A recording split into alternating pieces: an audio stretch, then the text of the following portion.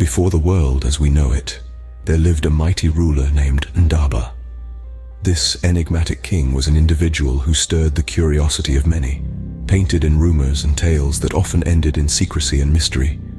It was whispered that the men who dared to step into his private chambers, a space filled with unimaginable intrigue, never saw the light of another day to recount the puzzles they had unearthed about the revered sovereign. One of the notable peculiarities about King Ndaba was his unconventional attire. He was always covered from head to toe, with his head perpetually veiled. This veil was a symbol of his dominance and power which no man dared to approach, as it was a well-known decree that crossing this boundary would lead to immediate execution. Yet, his veiled head was not adorned by his own hands.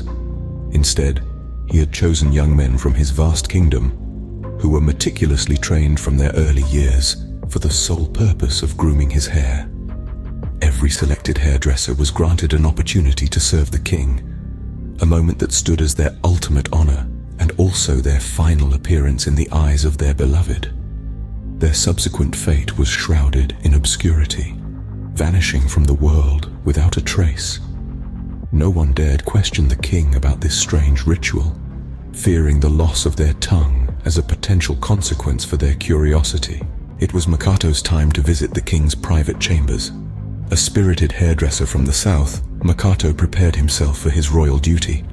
A harsh goodbye was shared with his family, a tearful mother, a stern father whispering cryptic words of caution. Tonight your eyes cease to see, and your lips must learn to rest. With a heavy heart, Makato embarked on his journey. Eyes from the village trailed him as he advanced towards the castle. As the evening fell, he was greeted by the grandeur of the castle and the courteous court ladies. Luxury was at his fingertips, demonstrating the importance of this meeting. He was supposed to receive anything he desired, a royal privilege before the rendezvous with the king. Suddenly, the wiry announcer's voice echoed through the chambers. "It's time. The king is ready for the hairdresser."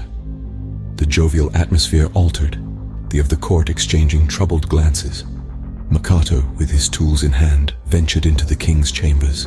The ominous words of his father echoed and reverberated as he delved deeper into the royal den. "Your eyes must cease to see, and your lips must learn to rest." King Ndaba sat majestically in front of an enormous gilded mirror, his royal veils concealing his head in a cloak of mystery. The room echoed with a metallic clatter as Makato, the king's personal hairdresser, entered, the door slamming shut behind him. It was just the two of them, locked in this intimate ritual of grooming and power. The king and his hairdresser, alone in the vast royal chamber. Bowing with reverence, Makato addressed his sovereign, his voice tremulous yet respectfully steady. "Your Majesty," he said, with a quiet grace that echoed the regal grandeur of the room. "It is my absolute honor to serve you on this day."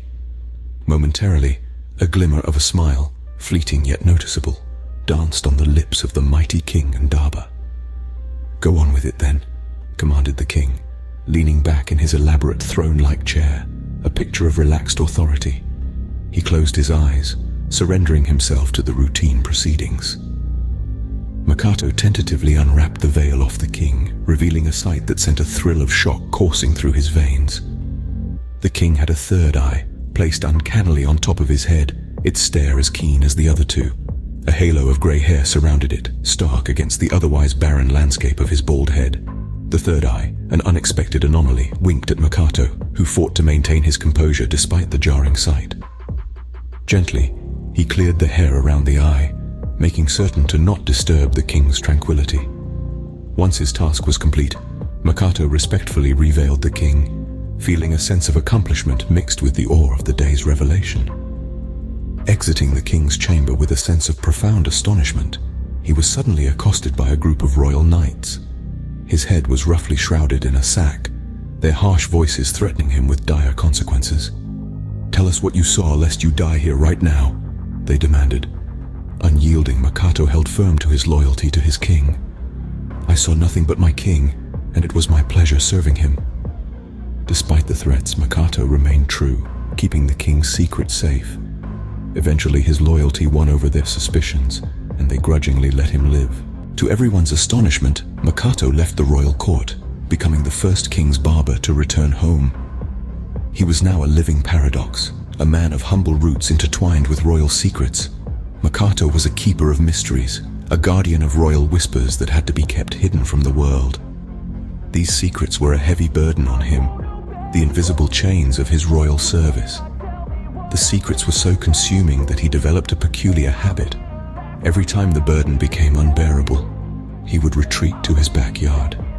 He'd dig a hole, whisper the secret into the earth, and then rebury it. Yours truly, the decent tattler. As the voice of the kingdom, I'm here to tell you how Makato's story spread like wildfire. Makato's return stunned everyone. People had believed he would disappear, just like the others who had witnessed the king's third eye. Yet Makato merely cut hair and lived. Never uttering a word about he became a respected figure in the kingdom, cherished for discretion. His silence regarding the king's secret intrigued the people, and they respected his to keep it to himself. This earned him the reputation of a trustworthy individual. People admired his strength and his ability to withhold a secret of such magnitude. His tale a testament to the power of silence and the respect that trustworthiness can bring. It serves as a reminder of the importance of discretion and the courage required to bear such a secret. Remember, not every secret is meant to be disclosed, and sometimes the most compelling stories are those left untold. And that, my friends, is the end of Makato's tale. A tale of a secret buried, a tale of trust, a tale of discretion.